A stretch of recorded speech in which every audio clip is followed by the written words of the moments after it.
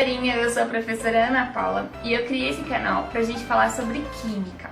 Se inscreve aqui embaixo, deixa suas sugestões, dúvidas e curiosidades. Dá um joinha e vem química comigo!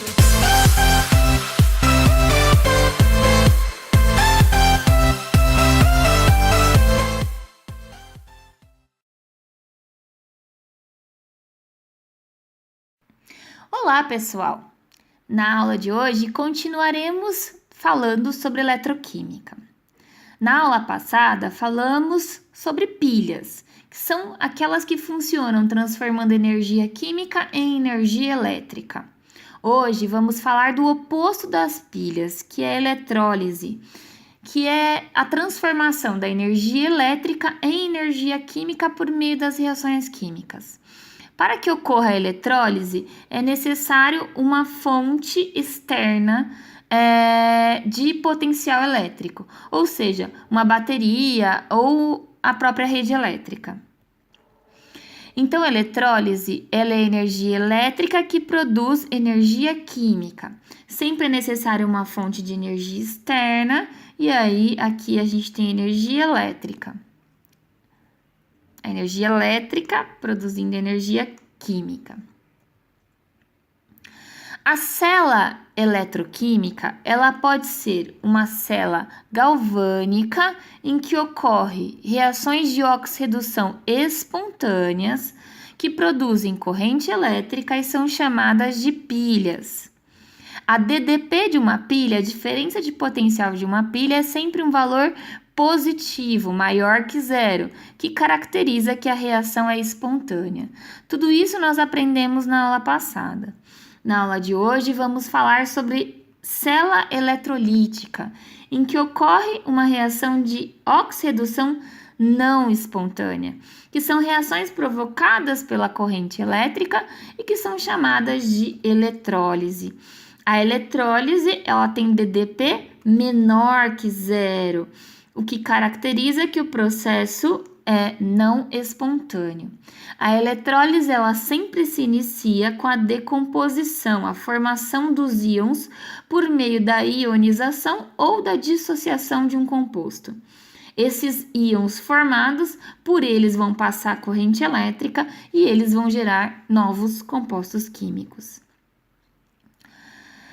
Para que ocorra a eletrólise, é fundamental a presença de íons no meio reacional, dissolvidos em meio aquoso ou fundidos. Por essa razão, geralmente se divide a eletrólise em eletrólise ígnea, onde há o uso do calor para formar íons, então a fusão, e a eletrólise aquosa, onde a substância é dissolvida formando íons em meio aquoso.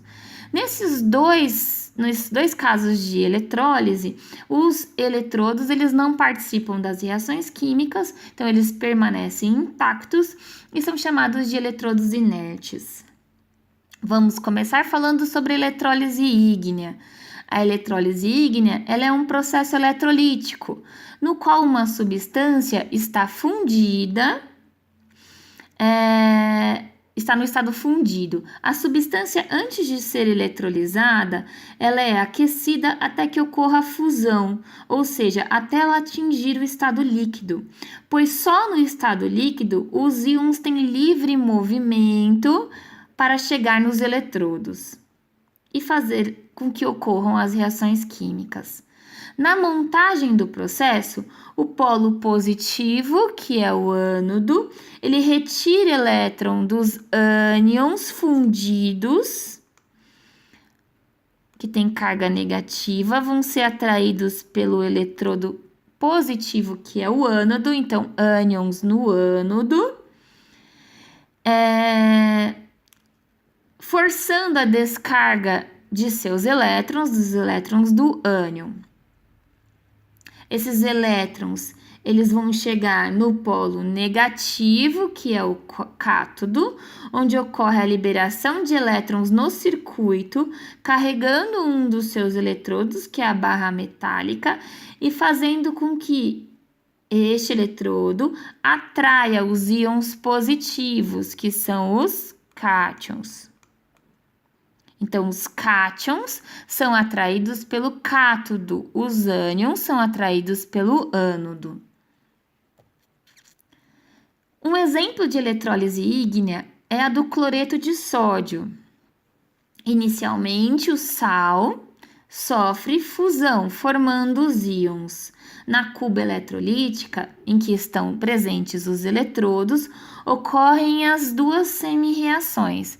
A reação do cátodo, que atrai o cátion, então 2 mols de íon Na+, mais 2 elétrons, formando 2 mols de sódio metálico.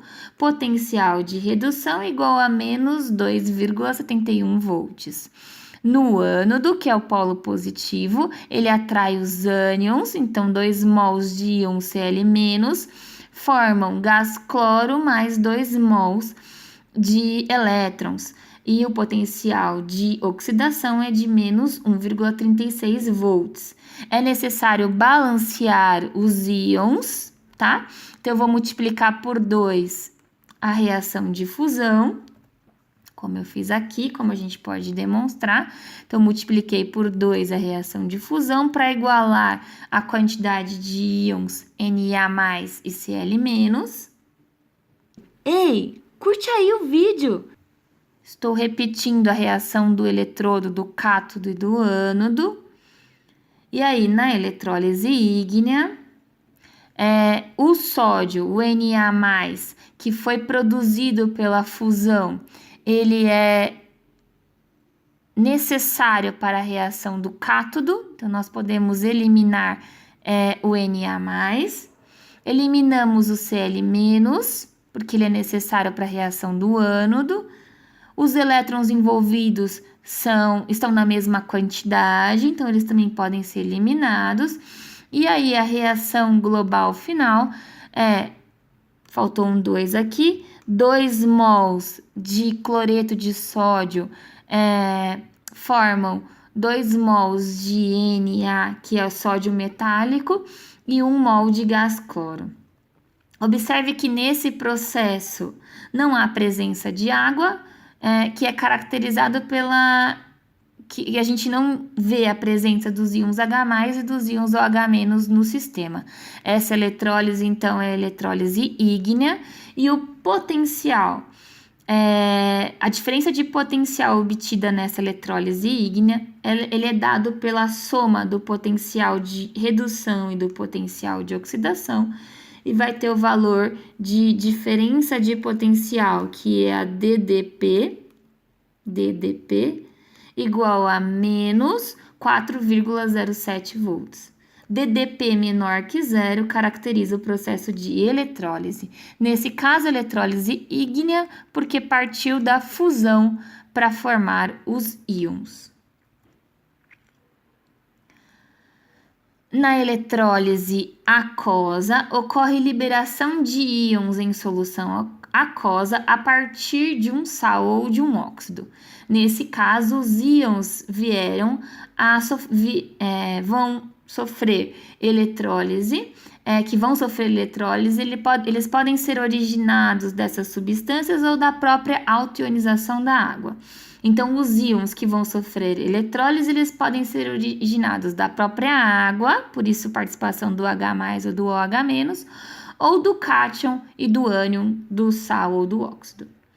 Apesar de ocorrer em baixa extensão, a autoionização da água oferece a possibilidade de algum íon vir a descarregar. Apenas uma espécie de íon positivo ou negativo descarrega por vez. E para que isso ocorra, é necessário que a voltagem seja adequada. O par cátion-ânion, que apresentar menor voltagem para descarregar, será aquele que se descarregará primeiro. Então, aqui eu tenho a prioridade de descarga. Quem tem maior prioridade? Os outros cátions têm maior prioridade que o íon H+, que o cátion H+, que tem maior prioridade que os cátions da família 1A, 2A e que o alumínio. Então, esses cátions aqui, da família 1A, da família 2A e o alumínio 3+, eles nunca vão descarregar. No ânodo, que é o polo positivo, quem tem maior prioridade de descarga são os ânions não oxigenados, que são aqueles ânions da família 7A, cloreto, brometo e iodeto, com exceção do fluoreto, que também não descarrega, assim como os ânions oxigenados. Então, os ânions não oxigenados, que são os ânions da família 7A tirando o fluoreto, eles têm maior prioridade do que o íon OH-.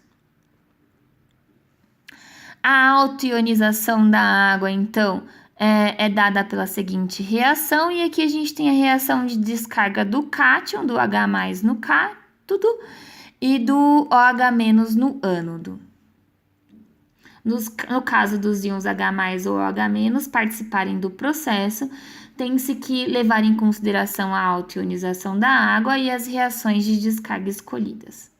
Como assim, professora? Então, no exemplo a seguir, vamos avaliar a formação dos produtos da eletrólise de uma solução aquosa do cloreto de sódio, que está dissolvido, formou solução aquosa, Na+ e Cl-, e também da água. Então, aqui eu tenho a autoionização da água. Já que a solução é em meio aquoso, a autoionização da água tem que participar. Para tal, é necessário comparar a dissolução do sal e a reação de autoionização da água. Vamos primeiro avaliar as reações que ocorrerão no cátodo. Então, no cátodo, o cátodo vai atrair os cátions. Pela fila de facilidade de descarga, nós temos, segundo essa fila, que o íon H+ tem maior prioridade frente ao sódio, porque o sódio ele é um metal da família 1A, da primeira coluna da tabela periódica. Então, no cátodo, quem vai sofrer descarga vai ser o íon H+. Agora, nós vamos avaliar o ânodo. Então, no ânodo, nós teremos a atração dos ânions. O mesmo procedimento será feito, então, no ânodo, a gente tem que avaliar a prioridade de descarga. Os ânions não oxigenados têm prioridade de descarga, que é o caso do cloreto. O cloreto é um ânion que não tem oxigênio, é um ânion não oxigenado. Então, ele tem prioridade frente ao OH-.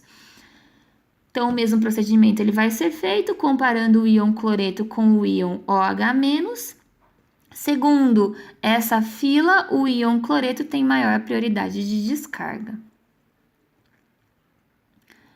Como, ao avaliar as reações de descarga do cátion e do ânion, houve participação de um componente da água, que é o H+, e de um componente do sal, que é o Cl-, tem-se que colocar a reação de dissolução e autoionização nas etapas para a obtenção da equação global. Então, quando eu for somar e encontrar a equação global, eu tenho que utilizar essas duas primeiras reações, porque elas tiveram participação na formação do H+ e do Cl-. Caso, por exemplo, nos eletrodos não tivesse a participação de nenhum componente da água, não haveria necessidade de adicionar às etapas das reações a autoionização da água. O mesmo ocorreria se não tivesse a participação do sal em nenhum dos eletrodos. As semi-reações do cátodo e do ânodo, elas podem ser obtidas por meio de tabelas em livros de química. Aqui, da mesma forma que nós fizemos na eletrólise ígnea, é necessário igualar a quantidade de íons H+ e de Cl-, tá? Então, a gente tem que balancear essas reações. Feito isso, nós vamos somar todas essas etapas, eliminando todos os compostos intermediários. Então, vamos eliminar os Cl-, o H+, os elétrons, e aí encontraremos a seguinte equação global. Os produtos da eletrólise aquosa do cloreto de sódio são gás hidrogênio, gás cloro e o hidróxido de sódio.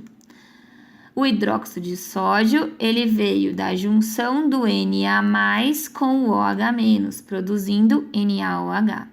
A eletrólise é um importante processo na obtenção de várias substâncias, sendo, portanto, relevante para a indústria, onde é utilizada na produção de metais alcalinos, alcalinos terrosos, gás hidrogênio e gás cloro.